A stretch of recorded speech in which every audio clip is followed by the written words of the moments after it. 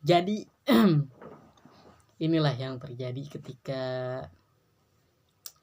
ketika memaksakan sebuah keinginan agar sesuai dengan kenyataan. Keinginan tersebut ialah memahami sebuah ilmu ekonomi, yaitu ilmu yang dimana dapat memahami berbagai konsep yang ada di market atau di pasar, yang dimana ketika kita paham ilmu ekonomi kita bisa survive, bagaimana cara mempertahankan, mendapatkan, dan juga memperbanyak kapital atau uang. Nah, ilmu ekonomi itu adalah ilmu yang memiliki sebuah tingkatan sejarah dan juga pengembangannya hingga tingkat yang paling bawah, yaitu tingkat berjualan yang dimulai dari nol atau biasa saja, dimulai dari menjualan jasa, dan jasa pun didapatkan dari usaha, usaha pun didapatkan dari pembelajaran, dan pembelajaran pun didapatkan dari modal. Begitulah siklusnya terus terulang. Tapi yang pasti adalah ketika keinginan lebih tinggi daripada kebutuhan, pastinya manusia akan terus-menerus melakukan apapun agar keinginannya tercapai dibandingkan kebutuhan, karena kebutuhan itu seringkali diabaikan sehingga banyak orang yang jatuh dalam kesakitan karena dia mengabaikan kebutuhannya dibandingkan keinginannya. Dan kebetulan keinginan gue itu bukan sesuatu barang yang mahal atau sesuatu hal yang memewahkan itu, tapi adalah sesuatu yang bisa di otak-atik menggunakan ilmu komputer terhebat yang pernah ada, yaitu otak manusia. Dan otak manusia itu bisa memiliki sebuah penyimpanan yang begitu banyak, bahkan dikatakan menurut penelitian otak manusia bisa menyimpan seluruh perpustakaan yang ada di dunia ini jikalau dia giat sekali dalam melakukan pembelajaran. Tapi tidak semudah itu Ferguson, tidak semudah itu kawan. Bahkan dalam mempelajari ilmu ekonomi yang ada di Akademi Kripto tentang kuliah ekonomi, itu gue sampai tidur berkali-kali, ada tidur 2 kali mungkin ya ketika di sekolahan. Tapi ketika bangunnya merasa fresh, itu yang biasanya bangun dalam keadaan pusing, tapi ketika tidur dalam keinginan untuk memahami sebuah pembelajaran, bangun dalam keadaan segar, bugar, sehingga memiliki keyakinan yang tumbuh kembali. Pemikiran yang tadinya banyak sekali pemikiran yang ingin diceritakan tapi tidak pernah diceritakan karena selalu ditunda. Kenapa selalu ditunda? Karena banyaknya permasalahan dalam pemikiran, dan itulah yang tidak bisa membuat gue jalan ke depan karena terlalu hidup di masa yang belakang atau mungkin hidup terlalu ke depan sehingga tidak fokus di masa sekarang. Nah, mumpung lagi kembali yang di masa sekarang, pemikiran memiliki keyakinan, otak pun memiliki alur untuk perjalanan.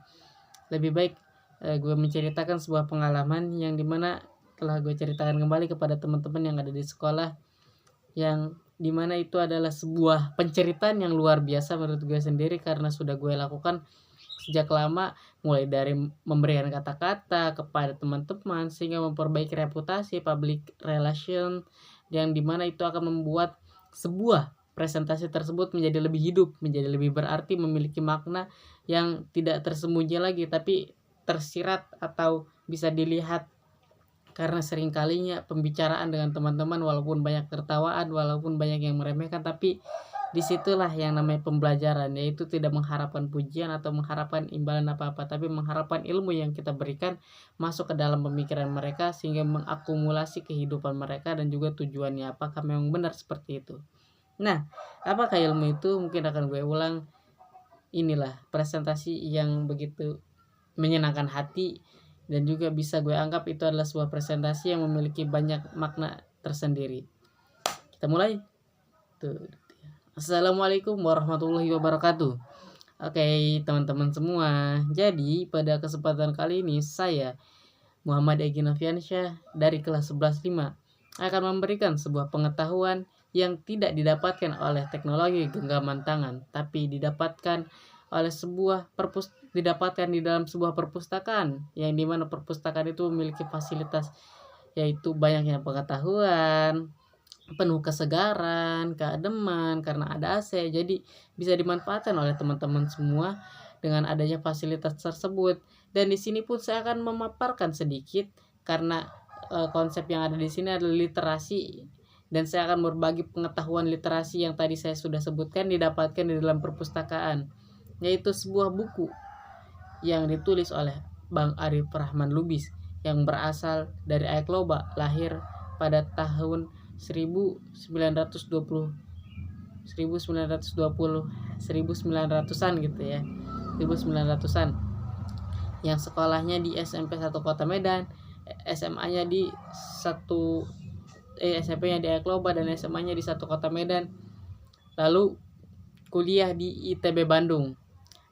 Buku tersebut adalah sebuah buku yang berjudul Aku Tersentuh Cinta. Di sini ada 5 poin yang berhasil saya rangkum ya teman-teman semua. Bahkan 5 poin ini berhasil membentrokkan pemikiran saya mengenai sebuah pandangan, yaitu pandangan yang dimana buku tersebut berjudul Aku Tersentuh Cinta. Nah, dalam Aku Tersentuh Cinta itu pasti ada kata yang namanya cinta. Cinta jikalau direalitakan kepada kehidupan, apalagi sebuah siswa pelajar, pastinya tidak jauh dari kata pacaran. Sebenarnya banyak sekali konsep kebaikan di sini, konsep kejahatan pun ada, bahkan cerita-cerita referensinya. Namun saya hanya menyimpulkan atau merangkum 5 poin yang ada di buku tersebut. Apa saja 5 poin tersebut? Simak baik-baik.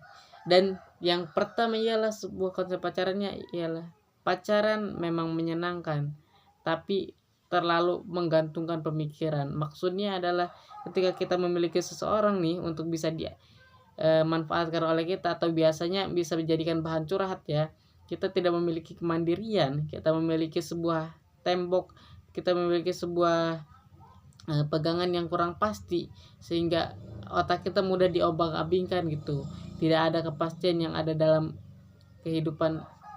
Oke, sebenarnya ya namanya juga proses pembelajarnya, gue lupa, itu udah lama banget guys, apalagi udah liburan 2 minggu, jadi kan gue baca kembali bukunya. Mungkin nanti akan gue share ke video YouTube dengan diupload di foto dengan sedikit editan. Mana ya bukunya?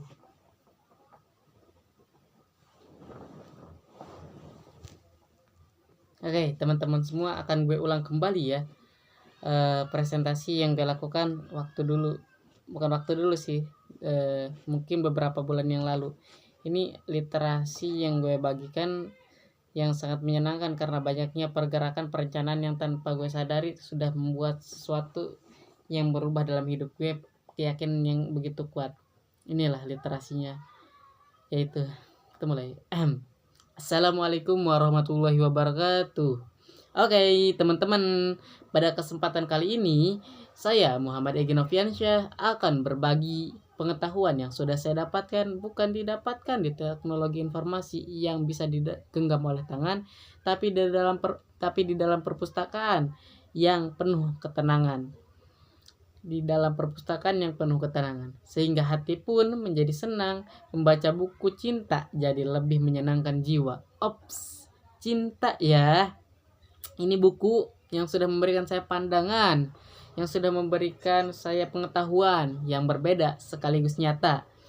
Buku ini berjudul Aku Tersentuh Cinta, karya Arif Rahman Lubis, lahir tanggal 26 September 1986 di Ayakloba, Sumatera Utara. Beliau sekolah SD sampai SMP di Ayakloba, SMA-nya di 1 Kota Medan, dan kuliah juga nih di ITB.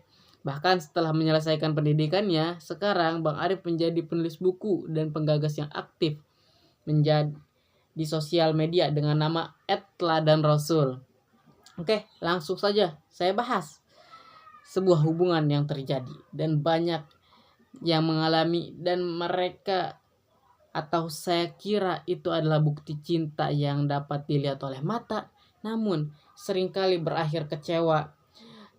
Dan saya kira itu adalah bukti cinta sejati, tapi selalu berakhir tidak bahagia. Yaps, pacaran.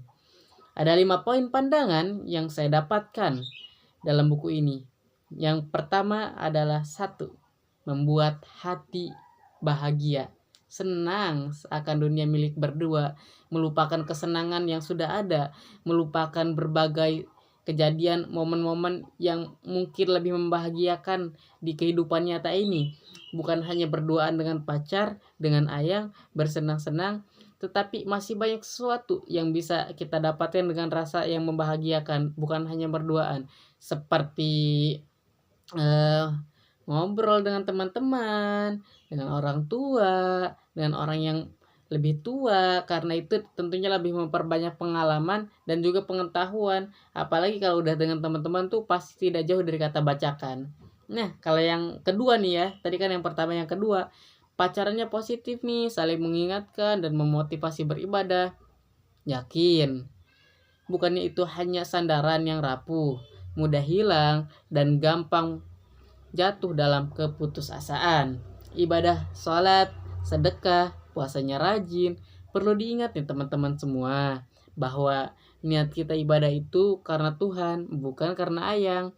Rasulullah SAW pernah bersabda, sesungguhnya amalan itu tergantung niatnya dan kamu akan mendapatkan apa yang kamu niatkan. Hati-hati loh, salah niat bisa menggugurkan pahala. Niat ingin mendapatkan ridho Tuhan malah menjadikan sesuatu itu penuh dengan kesengsaraan. Nauzubillah. Nah, yang ketiga adalah pacarannya nih biar ada ikatan. Nanti kalau gak ada ikatan gampang putus. Nih perlu diperhatikan ya teman-teman semua. Banyak orang yang diputuskan setelah berpacaran selama 5 atau 10 tahun. Selang beberapa bulan, si mantan malah memberikan surat undangan. Dan ketika dilihat ternyata mantan dengan teman. Aduh, ternyata teman-teman ya, hati abang terlalu sakit diginiin. Bayangkan udah 5 tahun, 10 tahun ya, diputuskan karena itu hanyalah sebuah harapan. Selama beberapa bulan mantannya memberikan undangan, ketika dilihat mantan dengan teman. Nah, yang keempat, pacaran itu bukti keseriusan. Hello guys. Guys, woi, hi. Serius dari mana? Serius itu di atas pelaminan atau pernikahan ya. Bukan harapan tanpa kepastian, yang dimana ini hanyalah jalan pelarian yang hubungannya saling menggantungkan kayak jemuran. Ya gantungin aja terus, gantungin hubungan kalian tuh. Ya gak ada keseriusan, diombang-ambingkan oleh perasaan. Bahkan merasa bahwa itu adalah sebuah kesetiaan, bahwa itu adalah sebuah hal yang benar-benar memberikan kenyamanan, kebahagiaan, tapi hanyalah sementara dan juga lebih banyaknya sengsara. Apalagi saking mudahnya diombang-ambingkan oleh perasaan itu, sampai mudah sekali melakukan penyesalan. Dan yang terakhir nih, yang kelima, buang-buang waktu. Sebagai seorang pelajar nih, gue sendiri ya, sebagai seorang pelajar SMA, pacaran itu benar-benar pembuang-buang waktu yang padahal lebih berguna jikalau kita mengeksplor diri kita, mengikuti berbagai kegiatan, mengikuti ekskul, organisasi yang sudah disediakan sekolah, menambahkan pengalaman, bukan malah memperbanyak tangisan ya. Pengalaman bukan tangisan, oke? Jadi sadar atau gak sadar, kata-kata ini nih yang bisa gue ucapkan nih bisa mewakili perasaan yang tak kunjung diberikan kepastian, yaitu ketika dijalankan merasa ketakutan, ketika hendak ditinggalkan, ketika dijalankan merasa terkekang, ketika hendak ditinggalkan merasakan ketakutan. Ya wajar gitu, gimana gak terkekang, apa-apa harus jalan sama lu, apa-apa mau kemana harus bilang, mau jalan sama si Egy, jangan, kamu itu cuma punya aku. Gak boleh sama yang lain, gak boleh. Iya, ketakutan karena sudah diberi banyak harapan. Harapannya itu harapan palsu. Dan pacaran itu adalah topeng seseorang yang memberikan ketidakpastian. Oke, pacaran itu hanyalah sebuah topeng yang digunakan oleh seseorang yang tidak memberikan ketidakpastian, yang melakukan ketidakpastian. Bisa jadi semua yang dia berikan, bisa jadi semua yang dia tampilkan yang memberikan sebuah penglihatan kepada pandangan sehingga kita mempercayainya itu hanyalah sebuah ilusi semata. Mungkin aja itu dapat minjem, mungkin aja itu hanyalah sebuah hal yang mudah hilang gitu ya. Mungkin saja itu adalah sesuatu yang benar-benar tidak dimiliki oleh dirinya gitu. Jadi seakan-akan kita mempercayai hal yang tidak bisa dibuktikan kenyataannya, tapi itu hanya bisa dipercayai oleh kata-katanya, dan kita percaya lagi karena sudah terlibat oleh perasaan. Jadi kesimpulannya adalah janganlah mau dibohongi, diberikan harapan tanpa keyakinan, dan membuang waktumu hanya untuk pacaran.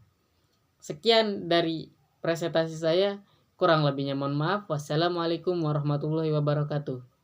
Hey teman-teman semua, kalau boleh jujur ini gue gak presentasi secara langsung, tapi presentasi lewat buku nih ya, buku. Tapi sebenarnya gue berharap bahwa presentasi gue waktu itu direkam oleh kamera, tapi nyatanya ketika melihat ke YouTube tidak ada yang merekam, tidak ada videonya.